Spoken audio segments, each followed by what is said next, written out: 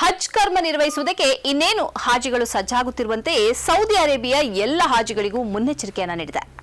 ಹಜ್ ಕರ್ಮದ ಸಂದರ್ಭದಲ್ಲಿ 45 degree Celsius ತಾಪಮಾನ ಇರುವುದಾಗಿ ಸೌದಿ ಅರೇಬಿಯಾ ಹೇಳಿದ್ದು, ಈ ಹಿನ್ನೆಲೆಯಲ್ಲಿ ಹಜ್ ನಿರ್ವಹಿಸುವವರು ತಮ್ಮ ಆರೋಗ್ಯದ ಬಗ್ಗೆ ಜಾಗರೂಕತೆ ಪಾಲಿಸಬೇಕು ಅಂತ ಎಚ್ಚರಿಕೆ ನೀಡಿದೆ.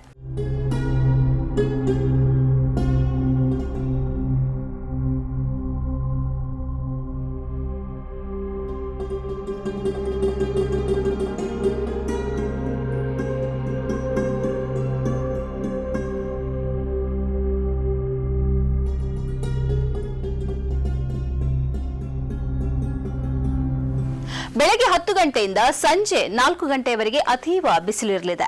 ಆದ್ದರಿಂದ ಈ ಸಮಯದಲ್ಲಿ ಹಾಜಿಗಳು ತಾವು ಇರುವ ಸ್ಥಳದಿಂದ ಹೊರ ಬರದಂತೆ ಜಾಗರೂಕತೆಯನ್ನು ಪಾಲಿಸಬೇಕು. ಒಂದು ವೇಳೆ ಹೊರ ಬರಲೇಬೇಕು ಎಂದಾದರೆ ಸೂರ್ಯನ ಬಿಸಿಲು ನೇರವಾಗಿ ತಮ್ಮ ಶರೀರಕ್ಕೆ ತಾಕದಂತೆ ನೋಡಿಕೊಳ್ಳಬೇಕು. ಮುಖ್ಯವಾಗಿ ಕೊಡೆಯನ್ನ ಕಡ್ಡಾಯವಾಗಿ ಬಳಸಬೇಕು. ಇಷ್ಟೆಲ್ಲ ಮಾಡಿದ್ರೂ ಬಾಯಾರಿಕೆ ಉಂಟಾದಿತ್ತು, ನಿರ್ಜಲೀಕರಣದ ಸಮಸ್ಯೆ ಎದುರಾದಿತ್ತು. ಆದ್ದರಿಂದ ಪದೇ ಪದೇ ನೀರು ಕುಡಿಯಬೇಕು. ಅದಕ್ಕಾಗಿ ಬಾಟಲ್ಗಳಲ್ಲಿ ಅಥವಾ ಇನ್ಯಾವುದಾದರೂ ರೂಪದಲ್ಲಿ ನೀರನ್ನು ಸಂಗ್ರಹಿಸಿಟ್ಕೊಳ್ಬೇಕು ಎಂದು ಸೌದಿ ಹಜ್ ಸಚಿವಾಲಯ ತಿಳಿಸಿದೆ. ಇದೇ ವೇಳೆ ಯಾತ್ರಾರ್ಥಿಗಳಲ್ಲಿ ಸೌದಿ ಅರೇಬಿಯಾ ಇನ್ನೂ ಒಂದು ಮನವಿ ಮಾಡಿಕೊಂಡಿದೆ. ಹಜ್ ಯಾತ್ರಿಕರು ಉಳಿದುಕೊಳ್ಳುವ ಕೇಂದ್ರಗಳಲ್ಲಿ ವಿದ್ಯುತ್ ಉಪಕರಣಗಳನ್ನು ಸುರಕ್ಷಿತವಾಗಿ ಬಳಸಬೇಕು ಮತ್ತು ಆ ಬಗ್ಗೆ ಎಚ್ಚರಿಕೆ ಇರಬೇಕು ಎಂದು ತಿಳಿಸಿದೆ. ವಿದ್ಯುತ್ ಲೈನ್ಗಳಲ್ಲಿ ಉಂಟಾಗುವ ಅತೀವ ಒತ್ತಡದಿಂದಾಗಿ ಶಾರ್ಟ್ ಸರ್ಕ್ಯೂಟ್ ಮತ್ತು ಬೆಂಕಿ ಹತ್ತಿಕೊಳ್ಳುವ ಸಾಧ್ಯತೆ ಇರೋದ್ರಿಂದ ಈ ಬಗ್ಗೆ ಯಾತ್ರಿಕರು ಜಾಗರೂಕತೆ ಪಾಲಿಸಬೇಕು ಅಂತ ಅದು ಎಚ್ಚರಿಸಿದೆ. ವರ್ಷಗಳ ಹಿಂದೆ ಇಂಥದ್ದೇ ಬಿಸಿಲಾಘಾತ ಹಾಜಿಗಳಿಗೆ ಭಾರಿ ದೊಡ್ಡ ಸಮಸ್ಯೆಯಾಗಿ ಕಾಡಿತ್ತು. ಸುಮಾರು 1000ದಷ್ಟು ಮಂದಿ ಈ ಬಿಸಿಲಿನ ತಾಪಕ್ಕೆ ಸಾವಿಗೀಡಾಗಿದ್ರು. ಹಿರಿಯರು, ರೋಗಿಗಳು ಈ ಬಿಸಿಲಿನ ಆಘಾತಕ್ಕೆ ತುತ್ತಾಗಿದ್ರು. ಆದ್ದರಿಂದ ಈ ಬಾರಿ ಸೌದಿ ಅರೇಬಿಯಾ ಸಾಕಷ್ಟು ಮುನ್ನೆಚ್ಚರಿಕೆಯನ್ನು ವಹಿಸಿದೆ. ಬಿಸಿಲು ಮತ್ತು ಇನ್ನಿತರ ವಿಷಯದಲ್ಲಿ ಎಚ್ಚರಿಕೆಯಿಂದ ಇರಬೇಕು ಎಂಬ ಸಂದೇಶವನ್ನ ಸೋಷಿಯಲ್ ಮೀಡಿಯಾ ಮತ್ತು ಇನ್ನಿತರ ಮಾಧ್ಯಮದ ಮೂಲಕ ಪದೇ ಪದೇ ಬಿತ್ತರಿಸ್ತಾ ಇದೆ.